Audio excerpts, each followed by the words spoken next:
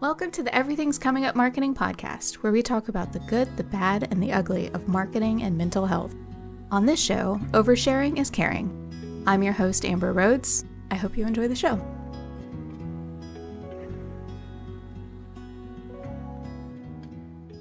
Hey y'all, thanks for joining Everything's Coming Up Marketing. Today I'm here with Archita Fritz, who deals with stress by going for a run. going for a run. Yes. And sometimes I don't do it as often as I would like to, but usually the best thing for me is some kind of cardio or some kind of workout. Gives me a great opportunity to deal with stress, or even just a walk outside helps me tremendously just deal with stress. Because otherwise, what I will be doing is eating every piece of dark chocolate in my house and finishing all tubs of Ben and Jerry's New York Super Fudge chunk. So Wow, you have a super sweet tooth. I do. I love those things. I love dark Yes. chocolate. Have you ever had the one it's like 90% dark chocolate? It's like Yes, I have. crazy dark. Do you like that It's one? too dark. I mean, they're okay. I mean, I like it. I really do like that, but 90% is getting a little much. Like I'm at like the 70, 75, 80%. I like really enjoy that. Too much. Too much. Yeah, I agree. Someone got me some as a gift and I was like, this is dirt. I appreciate the gift, but this tastes like dirt. Yes, but yes, I would say that yes, running really helps me a lot. It really clears my mind. I usually come out with brilliant ideas, or what I would call brilliant ideas, uh, or a way to handle and deal with the stress that I'm kind of experiencing at a given point in time. When you go running, do you have music with you or do you just kind of let your thoughts run through your head? The latter. So I used to have music for a long part of my running career. Like I'm not a runner, but for a long part of my life. But then in the past, I would say, especially I think just before COVID, I think it started, where I just stopped using, when I started running longer distances, like half marathons and others, I realized that I just didn't want to have music. And I enjoyed the opportunity to welcome thoughts into my mind and then kind of process and work through those thoughts. And it also helped me just keep running and like not focus on the fact that Jesus song is getting over. That means I've done 5 songs, because I would do that, like 5 songs and 20 songs and whatever. This is like, now I need to just get to this destination. I'm just going to put it one step at a time. And actually some of my best content ideas come while I'm running, like always, besides just solve, like at least some idea of solving for the problem. And then I come back and I always debrief on it. With usually my husband ends up being the victim of listening to my debriefs. But I'm like, I was on this run. I think I finally figured out how to fix this thing. And then I'd have a chat about it with a friend or colleague or my husband. And then I feel like, okay, I think I have a method in which I can handle this particular situation. Isn't it funny how we'll spend hours in front of a screen trying to figure something out, and then as soon as we do something physical or something not at the screen, and then it's just like a light bulb. It is 100%. And I'm a huge proponent of that. Is that if I've been sitting in front of my screen for more than, like, I don't know, 20, 25 minutes, working on trying to solve something and I cannot, I even just walk to the kitchen and back, or like go grab a tea, and just the process of having the water brew, or like I like my tea perfectly steeped. So if it is like a 2 minute steep or a 6 minute steep, it's insane. Like that time gives clarity to thought. And that is just, phenomenal. I actually had this funny, so I'm not about jokes, Amber, as we discussed pre-show, but there was this meme I shared here earlier, and it really represented when I get those like moments of clarity. And it is the 2 minutes before a Zoom call starts or just after it ends 2 minutes early are my only moments of clarity, like during the entire day. And sometimes it does feel like that when you're running from meeting to meeting. But it's like, how do you not jump in that 2 minutes to be like, oh, let me just get this invoice out, or let me just do this other thing, and just sit with my thoughts and kind of see what comes to me with regards to either a problem I'm trying to solve or something that I'm trying to think through. I think you've inspired me because I haven't run recently, but when I did run it, I always needed music or an audiobook or something. Like you said, I was thinking about if I get through this song, then I've gone this long, and then, Yes. and that was Yes. good and inspiring, but I've kind of carried over in my life where I never sit with my thoughts. And then I think that means I don't give myself the space to work through problems like what you were saying, like really complicated problems, and come out the other side. Yes, yes. And you made such an important point, sitting with our thoughts. I mean, I was programmed for 18 years to just kind of, besides my first 18 years of life, where my parents kind of did a lot of the programming themselves and like press different buttons to get me to different places. The next 18 years, like I was really programmed to um, achieve, and achievement meant doing, like versus being, right? So it meant just doing and doing and doing. And I very rarely, like my sister would always challenge me with this, and I would hate it. It felt so uncomfortable. And so a few years ago, I started journaling, which didn't give me a choice because I had to pause in the morning and I had to pause in the evening to think through my thoughts. And it helps so much with regards to like laddering them up to how I'm doing with my goals, etc. But I noticed like so I've had two career inflections recently in my life in the last 3 years. And I noticed during those times I had the privilege of having a little bit of time off between those two changes. Or I curated the privilege of having the time off, I would say, because one was unplanned, and but I made the best use of it, and I noticed that I would go to the park because I was walking, and first, sometimes even with walking, it's still a dynamic activity where you're still not completely sitting with your thoughts. But I started walking, and I went to a park, and it was the middle of winter, and I would sit there with a notebook and a pencil.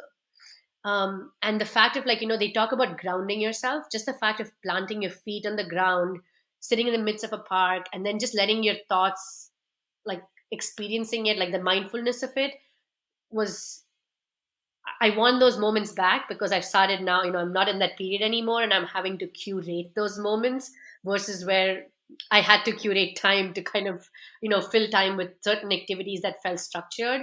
But now I'm just like trying to structure it in like first thing in the morning, if it's a 20-minute walk, and then sitting somewhere else that's not near my home because my whole work is remote, like home office based, like many of us probably. Um, but being in another location that gives me a chance to uh, switch, like I kind of have this, I don't know, I sound crazy, but an outer body experience with regards to like listening and looking at my thoughts in a different environment. I think it makes a lot of sense. I'd recently learned about this concept of people missing their commutes, not because they liked traffic or they liked being on a bus, but because it was a liminal space. It was that space in between where you were neither your work self or your home self, but you could just kind of like exist in between and your Yes. brain could live in between. And it sounds like that's something that you crave as well. Yes, so it's bizarre. So that's such an important point. So I remember, so I used to manage a team out of Amsterdam, which is about 2 hours from Dusseldorf. So I'm based in Dusseldorf, Germany. And door to door between my home and the office, it was like 2 hours and 15 minutes, like in the morning. And I did this commute because I loved my team, and like it was pre-COVID, right? So all of us traveled like crazy everywhere all the time. There were team members of mine who would travel 45 minutes, and we would joke, but I would give them so much grief to be like, "Oh my gosh, move closer! Like this is, you're wasting like 2 hours of your day. Why are you doing this? Blah blah blah." And one of the team members told me this was again pre-COVID. This was sacred time to her because it gave her a chance to unwind and disconnect from what work was, and then reconnect as she was coming back into work the next day, right? And so when COVID hit and I kind of my whole work shifted and all of the jazz, very recently for one of my clients, I had to drive. And I had like all of these like light bulb moments, and I was like, girl, you missed this.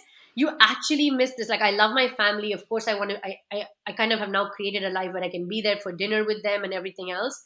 But I recognize that those gaps in time where you're not sitting in front of a computer having a meeting, where you're not like working on something like deep work or something like that, just time spent in some kind of like other space brings so much clarity. So yeah, I do miss my commutes, which is very weird to say out loud because I was like, oh, I'm so glad I don't have to do this anymore. But I do miss them.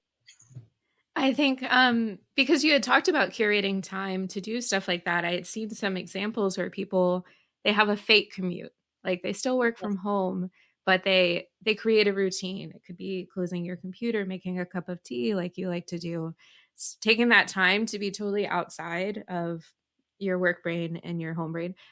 Granted, that's really hard because if you're still in your house, you're still like, those dishes need to be done. I need to, you know, take my kid to soccer practice, stuff like that. Yeah, and so that's an interesting piece. If it doesn't matter what responsibility you have, if you're taking care of a pet or yourself or kids or you're a caregiver of another adult, um, when you're in a home environment, you're kind of responsible for something else, even your plants, whatever it might be, which creates an additional layer of distraction on top of all of your other things that you have to do, which is your job, right? Like that's during the day, and you have got to be so intentional to protect the time that is just for your work, protect the time that is just to be like, yep, I'm going to be running errands at this time, and it's okay because I'm doing it guilt free because I have done whatever I need to do here and there. And then, of course, there are always a lot of surprises. Like we were supposed to chat last week, and my son almost ended up in the hospital. Like, right, there are surprises, and you can't like miss those. But if you do not make intentional like blocks of time, then you kind of constantly feel the sense of regret all day, and then you just look at the end of the week. And I used to find myself doing this where I was like, I really didn't get a chance to like sit back and think about this, or oh, I wish I had, or I could have. And I'm like, who owns my agenda? Like I do. Like I can create this, like if I want to, right? So uh, putting those in has really helped me. And I do these 7 minute stepaways every 2 to 3 hours, and it's just 7 minutes, but it's unbelievable how long 7 minutes can be. Where sometimes I'm like, is it 7 minutes yet? And it's actually not, it's only been three, because that's how wired we are to do something. And so that's a recommendation I would just have as well for folks to kind of incorporate into their day to day. It's a 7 minute commitment you can make to yourself. 7 minutes doesn't seem like a lot of time, but then sitting in it in silence, even when I turn on a 7 minute YouTube video, I'm like, 7 minutes? Who has 7 minutes to spare? I have 7 minutes. Who am I to say I don't? I'm not the president. Yes, but not even the president, I mean, even has 7 minutes. The reality is that we just need to, yeah, we think, yeah, we prioritize so many other things. And then, yeah, 7 minutes, 3 times in a day or 4 times in a day, like really adds up to giving you a chance to step away from the crazy of like every minute. Do you also use that time to journal, or is that a separate time that you're curating for yourself? So I usually use this time to actually get away from my workspace completely and plant myself in a separate space. So sometimes it might mean that I'm just walking downstairs. So we're lucky we have a home office that is next to our home. Like it's not in our home, it's next to our home. I know, and I'm very privileged for that. So I'm thankful. So it is a 7 minute commute, like a walk as well, which is the most beautiful thing ever because it's 7 minutes. But by the time I show up at home and I have three little humans, when they come at me, I'm not like, oh my god, I'm not ready to receive this right now, because I've already kind of de-escalated whatever was in my mind and like kind of sorted it out into buckets of what I'm going to give my energy to and not. But I also sometimes get up from my area here and I sit in front. I have a chair and a table with my tea, which is far away from this location. So it's just locating myself somewhere else for those 7 minutes. Sometimes I sit and I read a chapter of a book, like or a page of a book. A chapter is an excess. I'm not that fast a reader, so I should say a page or two, because and it just kind of gives me a chance to truly disconnect from the 80 things that I know I have to do. Because then when I come back, I notice I'm prioritizing better because otherwise I would have come off of a client call or two, three client calls back to back. And I'm like, I got to do this, I got to do this, I got to do this. And I am not the world's most structured human. So I need someone to create a structure for me. So that's why I create all these things for myself in order to like, sieve and contain my natural state of anxiety. And so this helps me is that, okay, I know I have 7 minutes. I can go sit down there, have a cup of tea, go for a walk between go get lunch from the house. Like that walk even is like a walk, which is great. Or sit down and just read a page of a book, but it's in a different location. That's a great system that you've created for yourself. It works well sometimes, not all the time. I mean, I'll be honest with you, but but it does. But it actually works every time when I do it. Of course, it really works every time when I implement it. And my Mondays and Fridays, I don't do client work, I do other work. And Mondays and Fridays is when I take that 20 to 30 minute, like a 40-minute walk. And so if anybody has the option to do that, like at the beginning of the week or at the end of the week, because maybe during the week it's harder to do, it's just, yeah, it's really helpful. Our mental health needs a lot of nurturing. Oh So my goodness. Yes. this helps. Okay, I'm going to backtrack. It's funny because we've been talking already for like 15 minutes, but I'm going to ask a question that I would normally ask at the beginning. Hey, how you doing? I'm doing wunderbar. Really? As they would say in German. Ah. Do you know German? Are you fluent? I mean, that's a great question. Fluency is like, on a spectrum. So mine is B1, which is I always joke that I can converse enough to fight with the government on behalf of my kids. Because there's like constantly so many things like bureaucracy that you have to deal with in Germany because there's structures, there's a process for everything. To queue in line, there's a process. So I always joke that I can speak enough German to ensure that I can stand up for my kids, for myself, for my family. But I speak enough, but not like I speak well. I should not say, yeah. I'm fluent enough. That's the best way to say it. If you can argue with the government in German, then I'm impressed. So, Yeah, but I argue because because first of all, I'm standing for what's right, and I'm like, if you cannot understand my full sentences, it's irrelevant as long as you get the gist of what I'm trying to communicate, because I'm trying to achieve this for A, B, C, D, E. So yes, mhm.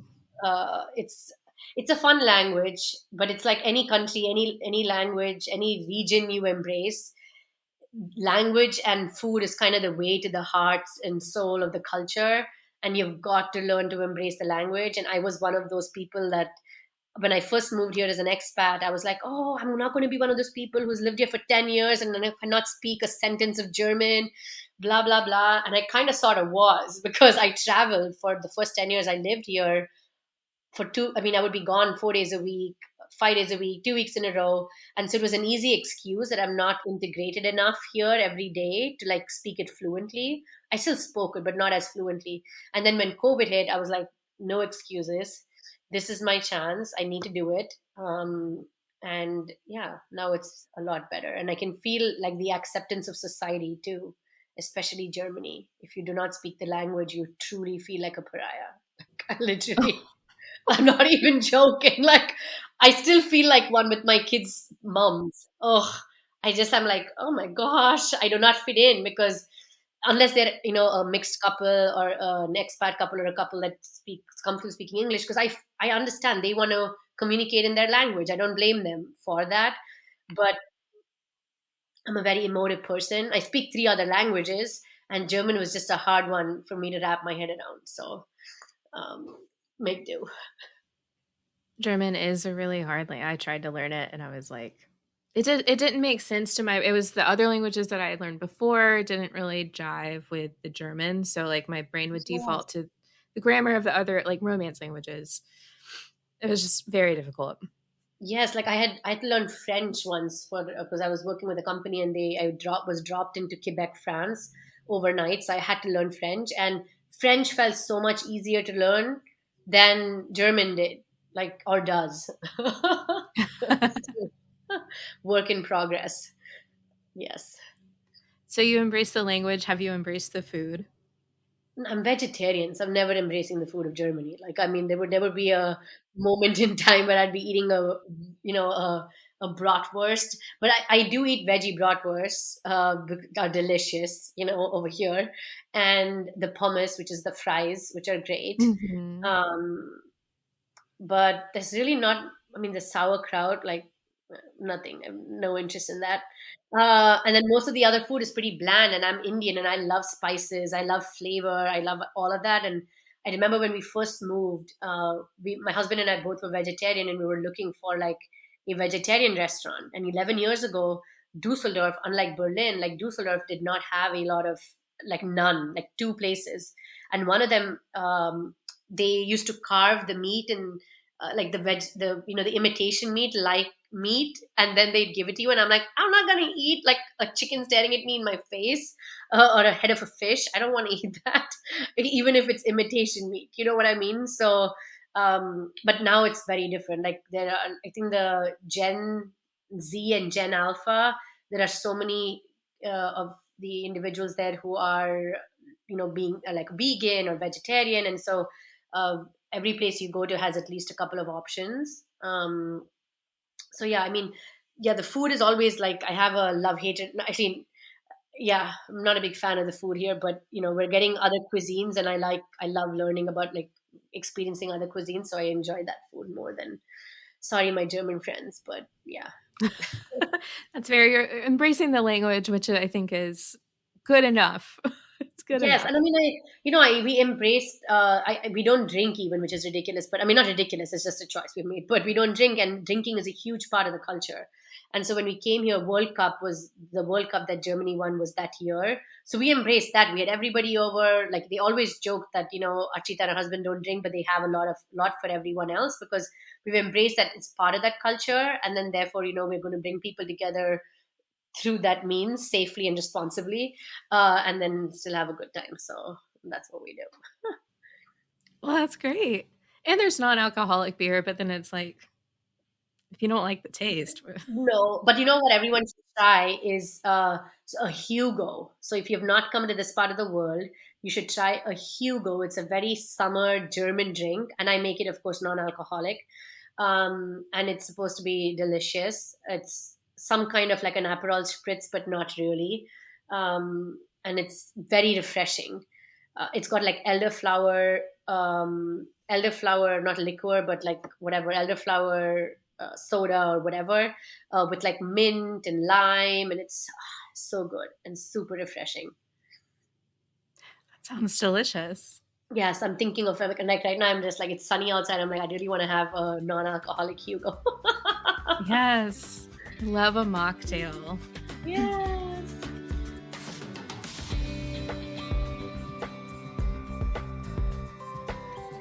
Could you tell me a little bit about your, let's say, your career journey and how that is intersected with your mental health journey? Yes. Oh my gosh. Yes, it's intersected more than I ever thought it would. Because so I come from an Indian upbringing, and it was, you're raised to believe that, okay, you kind of graduate, you get good grades, get into a great university, get a scholarship, find a job, and then grow in that job, and then just stay in that job for like ever, and then you retire, and you're doing really well, and you're like, you got the, some part of like the ladder that you have climbed and climbed and climbed and climbed and climbed. And so that was my vision, like I was an engineer, so I'm an electrical engineer. That's how I started my journey, and I was like, yep, I'm going to get a engineering, like an internship. Got an engineering internship, and recognized, God, I hate it. I hate every aspect of it, because while I love math, I love physics, I love all of that, I could not get myself to sit. The lab was in the basement of this company, and like most of the test labs are.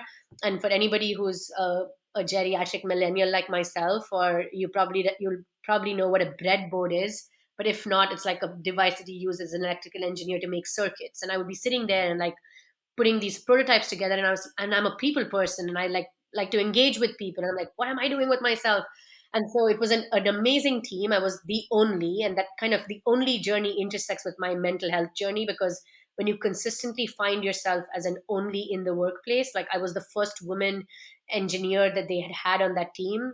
I was the first person of color that they'd ever had on that team, in that entire like business unit, in Kalamazoo, Michigan, by the way, and all of this jazz. So when you're an only, you don't realize it when you're younger, because when you're younger, you're just like, I'm going to tough it out, because as an engineering woman in engineering, you are like one of, like, I was three women in a class of 295, at certain points in time, right? So you get used to it, but you build a lot of your mental health around resiliency. Like, I'm going to make it through this. I'm going to fight for this, or this terrible like advice that people get, like fake it till you make it. Like, I really do not like that, because then you truly don't get a chance to embrace all of the vulnerabilities and challenges you have, to work through them, because you're pushing past it, because you're always seen as someone to be strong, resilient, can get anything done, etc. Right? So those formative years really, I think, shaped my latter years, where I started recognizing some of the things I had learned that I had to unlearn in my career journey. But my engineering job eventually got me to quality engineering, and then um, to marketing, and that's where I completely am in love, like fell in love with it. I embraced it wholeheartedly. But I'm marketing is where I grew, like, for the last 10 to 15 years in the US and Canada, and then responsible for Europe, Middle East, and Africa for a med device company. And through that journey, though, as well, of being an engineer and then stepping into marketing, for the longest time I felt like I didn't deserve a seat at the table. So you can imagine, first I'm like an only, like I'm always the only person in every meeting, and then I'm not an only anymore because there are a lot of women. That's great, but I'm the only engineer, so it's like always I would always be called, oh, but oh, is that the Indian girl who is the engineer who's in marketing? Like, that's how you'd be referred to, right? So you're constantly like being like tasked to like meet certain kind of expectations, but you find yourself, and then you ask yourself like, oh, do I deserve to be here? Because I've not been in sales before, or I didn't go to a marketing school, or whatever it might be, but you have enough credentials to prove yourself, because because what I loved about one of the workplaces I was in was, they focused on soaring with your strengths, so focusing on your strengths instead of focusing on your weaknesses, right? So I was so glad at 18 when I started my internship. That's how I entered the workforce, was on focused on like, your strengths are where you focus, and your strengths have balconies and basements to them, so they show up great sometimes, and sometimes they don't show up very well, but you need to recognize that and then manage for that accordingly. But if you try to fix what you're not great at, you're just working on the wrong end of the problem. So I'm really thankful for that lesson, because it also helped with the mental health journey, because as you are navigating these workplaces and you're like, oh, do I deserve to ask for this promotion, or put my name forward for this opportunity, etc. I do not want to use the word imposter syndrome either, because that's another made up thing for women to like reckon with, because it's not a real thing either. It's a whole article and a bunch of articles I can send people their way. But so to me, it was like just a lack of like confidence in myself. So as I went through these places, but a key defining mental health journey for me, because up until this point in time, for 15 years of my career, I thought that anything could happen. I have seen it. I can do it because I have weathered it. I was dropped into Europe, in Germany, from Kalamazoo, Michigan. Had to build a business from 8 million to 300 million, like, and we did it in like X number of years, 5 to 7 years. And so all of this stuff was like, I can get this, I can do it. It was like, these like, aha, God, this moments, until it was not, right? And this was one of the biggest inflection points for me. I had a workplace situation that got really toxic very quickly, and I didn't recognize that it was toxic, because I was like, I can handle anything. Like, if someone is disagreeing with how I'm showing up, I'll seek to understand, and then I will fix it, because of course, like, it's not a big deal. But when you're in a toxic work environment and you're being gaslit and you have microaggressions coming at you consistently, and if you're not informed in what that can do to you, you then start, that's the classic gaslighting, right? So you start questioning yourself. And I had almost 12 to 14 months of that, where it took me about 4 months to even recognize that I was not the problem, because I just was like, oh, I'm going to just do this differently. Oh, I'll do this to do this better. Oh, I can do this because I've had a career trajectory of success. So I'm like, I know I can show up successfully.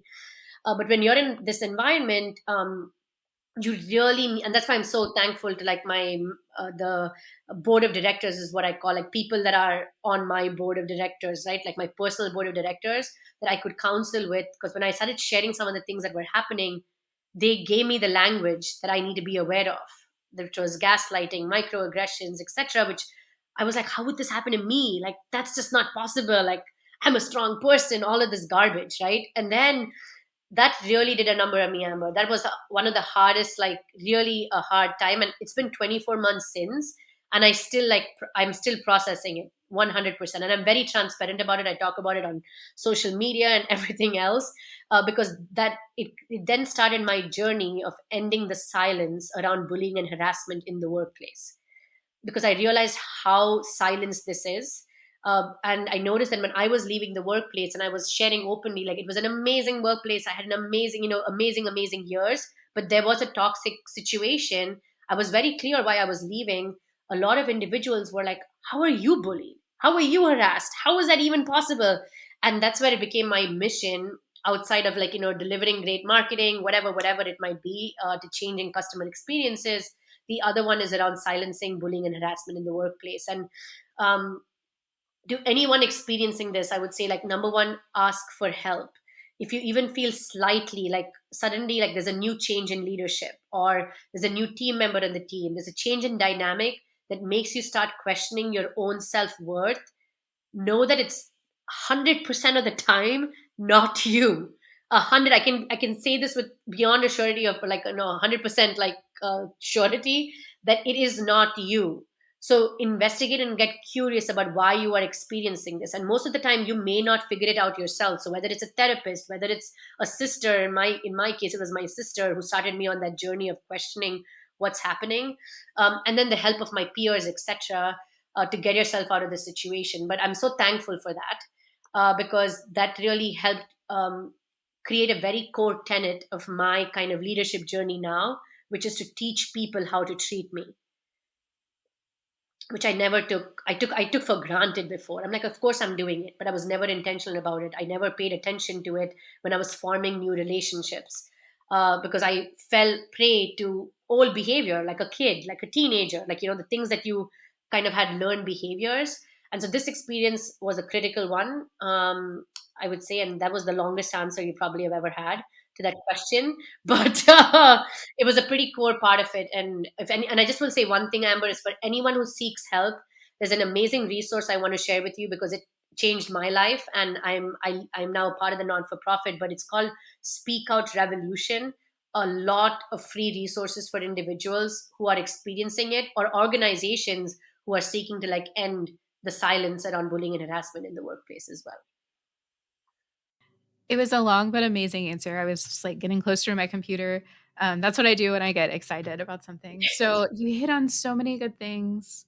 But I think what really resonated with me is that teach people how to treat you. Um, I think that, like you were saying, you could be in a work environment and not even know that you're in a toxic work environment, because we just kind of do live in our own worlds, and like I know what I'm achieving. But then if it does come to the point where you're questioning what you're achieving, as it happened with you and has happened with me as well, it took an outside source to say something's not right. Like that shouldn't be the case, because you know what you're doing, you know what you're capable of, and now you're questioning it. So how did you take that leap, and what are you doing now that is teaching other people how to treat you? Yes, great question. So the first piece was like, how do you take the leap, right? So until, because so one of the things I do as now as a solopreneur is I help individuals in their career inflection points, and surprisingly a lot of the people who come to me are trying to exit a toxic workplace. And I am like really now, of course I'm not a psychologist, and I get them to the person that they need to get to. We have some free resources and Speak Out that are trained to help equip people with this stuff. I am not that person. But if you have made, you recognize that you are in a toxic workplace, because recognition is the first thing. It took me a long time to realize that I am in a toxic environment.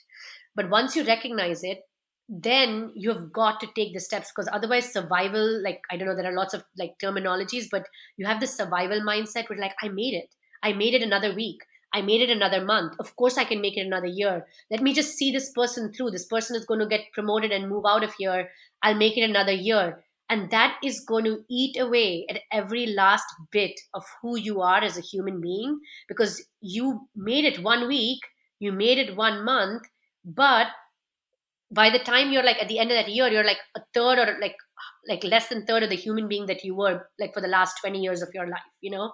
And so one of the things I had to do was recognize that I cannot lead from a place of fear. So this is something one of my closest, like, bestest friends in the world, who I have never met in person, by the way, which is insane. I met through a Teams chat on work, my co-host for my podcast as well, Olivia. gave me this as a gift when I was like right in the middle of this madness was like anytime I responded or reacted from a place of fear, like, oh, this could happen, because you get into this absolute frenzy in your head. I had to write down what can I control in this current situation? What can I not control in this current situation?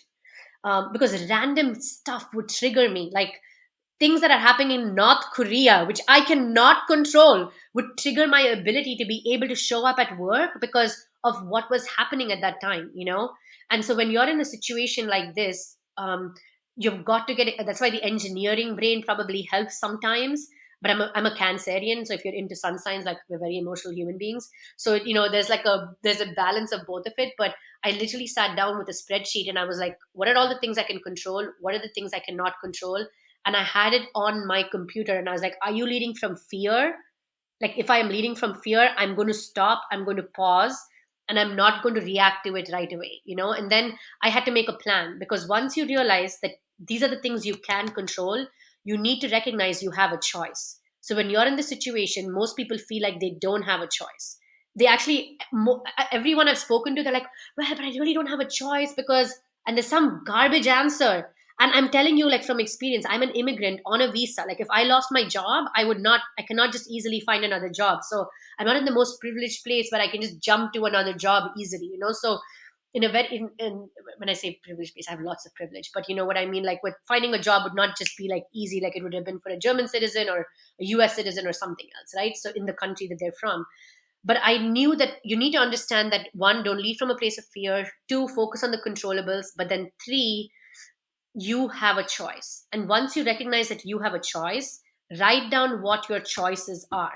Like literally, I wrote down what my choices are. And they were choices I had never considered before. Like I would not have considered, because, you know, Germany, we're very lucky. Like we have a lot of labor protection laws and things like that. And my American sensibility was so at um, odds with this, because I was just like, I couldn't do that. Like that would just be ridiculous. Like I would be destroying every element of what I've built over the last 15 years if I just stepped away from the workplace like this. But there's nothing, because this is what my mom told me. My mom retired after 45 years at a company.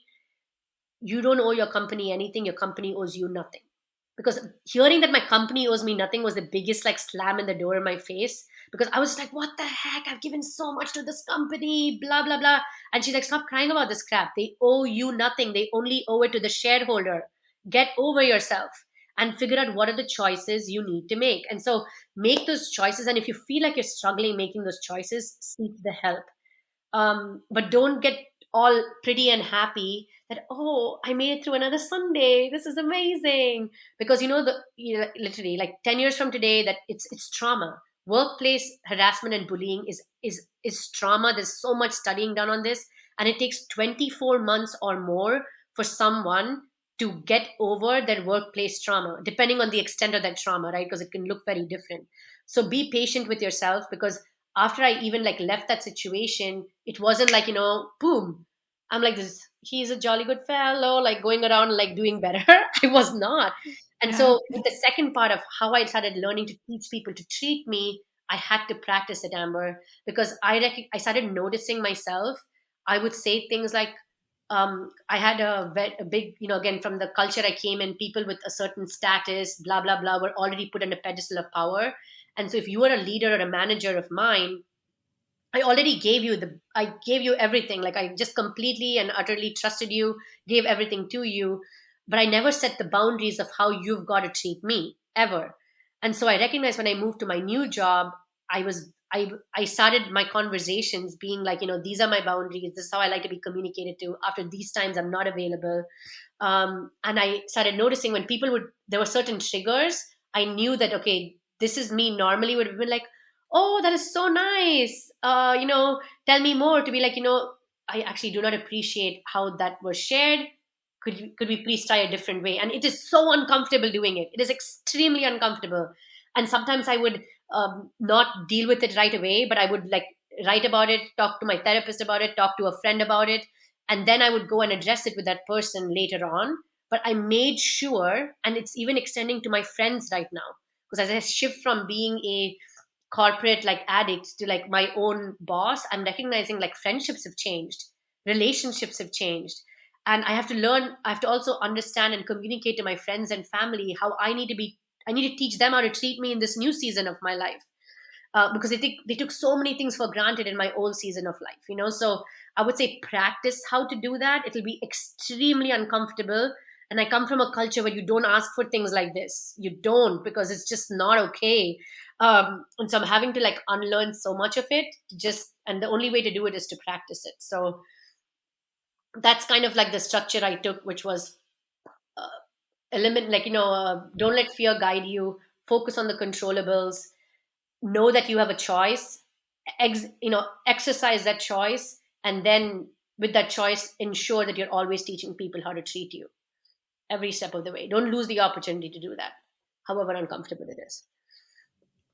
Yeah, I'm hearing a lot to lean into the discomfort. So whether it's recognizing that you do have a choice, even when everything in you is screaming, no, I don't have a choice. I need this job. I need this visa.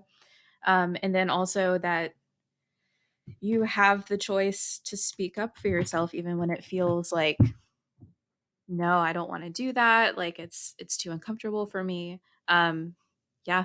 I mean, that's an incredibly hard lesson. But when you were talking about everyone can convince themselves they can get through this next day or this next week or this next month because something will change. I did that. I definitely did that. And I found myself crying more at work, having more arguments with my partner, questioning myself more, and just continuing to believe it's that it just fell into this pattern where I was like, well, I can do it. I can do it. She'll leave eventually. Yes, My exactly. manager will leave eventually. Yes.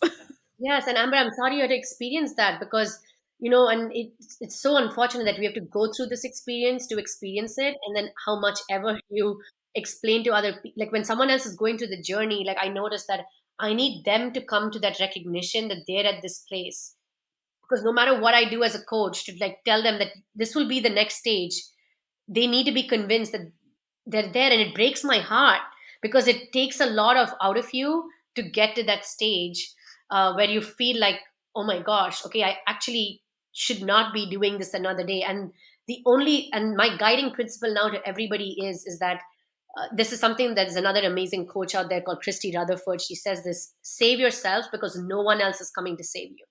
So if you recognize this in every part of your journey in life, that you have got, even your no matter how much you love your partner, your mother, your father, your dog, your whatever, anything else, you have got to save yourself, because you cannot depend on your children saving you, on your parents coming and like picking you up at the last minute. But so you've got to do the work, and you've got to know that you actually are in control, because the corporate world makes you believe that you are not in control. Like, you don't have the keys to your career, as I say, but you actually do have it.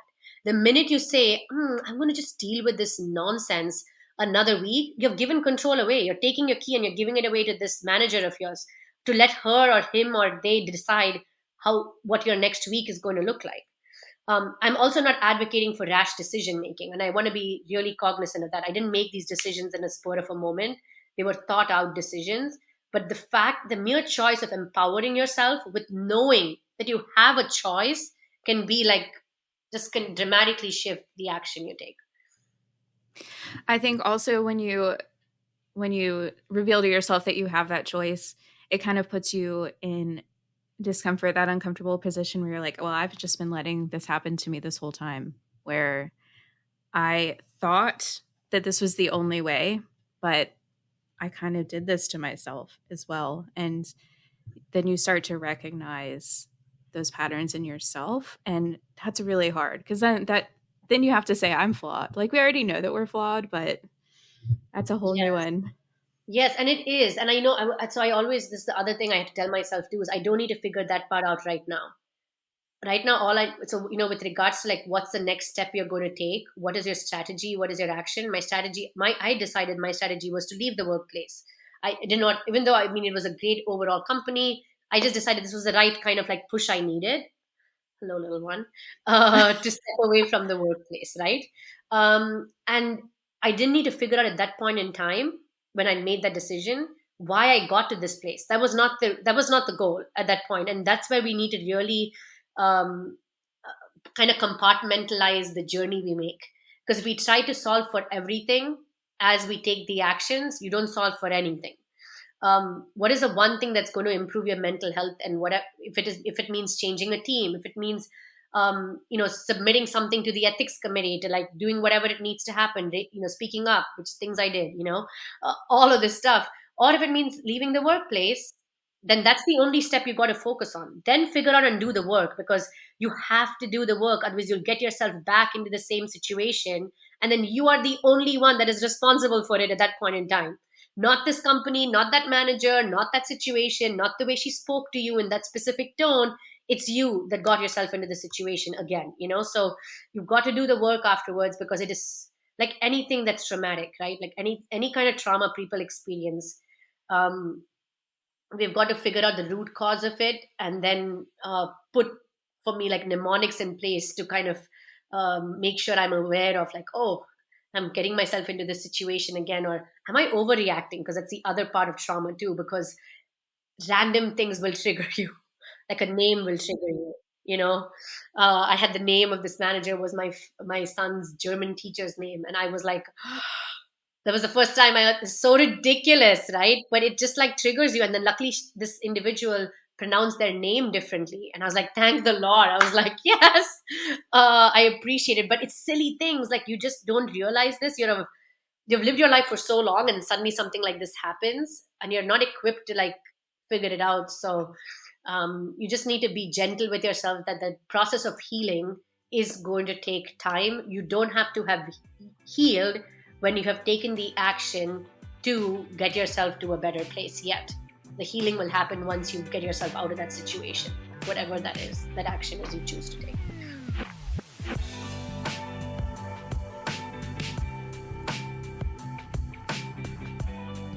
I'm in awe of you. This is an amazing conversation. I feel so bad that I have to end it. Oh my gosh, no, I'm way over. I would obviously love to have you on again, because you brought up so many things. You brought up the idea of being the only. You brought up imposter syndrome, which is a term that we all use, and I know I shouldn't use, and I do. That's, Fine. We'll all unlearn it. Yeah. And this is all like stuff that needs to be unlearned, and I think important conversations. So I'm going to ask you on air. Are you willing to come back again? Yes, Amber, I'd love to come back. I really Yes. enjoyed your energy too. Like you make space for my thoughts, so I appreciate it. So I'd love to come back and share with your community for sure. Great. Well, okay. To wrap us up, I have two things. One is, you told me that you didn't have a joke because you're not funny, but I disagree. I believe that you have a good sense of humor. But I did have to look up a joke, and this one really made me laugh. It was what's the best place? It's a B2B joke. So what's the best place to hide a dead body? It's a little dark. Oh my gosh. I don't know. Like I've been bad at like thinking about jokes. Tell me, Amber. Humor me. The second page of Google. Oh my gosh, I love it. Yes. Oh, Yes. that was so good. Like marketing nerds here. Yes, I'm geeking out on this. I do geek out on a lot of that stuff that comes up on like LinkedIn and the memes. I'm just like, yeah, I get it. So no, that was a good one. Thank you. That was a good one.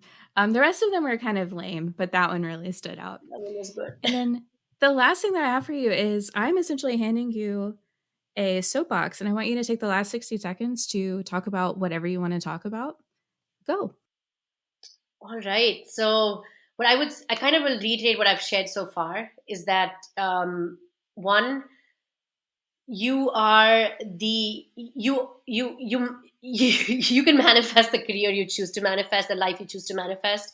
It took me 18 to 20 years to get to this point, and you need to create a life that works for you versus find a job that brings you the life that works for you. So get really clear on what it is that you want to go after, and go after it. But most importantly, know that it's only you that can help yourself, and it starts with you. And of course, you can go out and seek for help, but save yourself, because no one's coming to save you. And then the last bit is that we didn't get a chance to talk about marketing, but I am a marketer. And if there's anything I could help with, like I love product marketing, B2B marketing is my jam. So I'm here to support anybody in their marketing growth journey, as they're starting early in their career or later on as well. But lead fearlessly. And I say this: be bold, be you. So that's what I will end with. Amazing. And I will include the resources and your contact information in the show notes. Yes. So this has been great. Thank you so much for joining. Thank you, Amber, for having me. I appreciate it. Of course.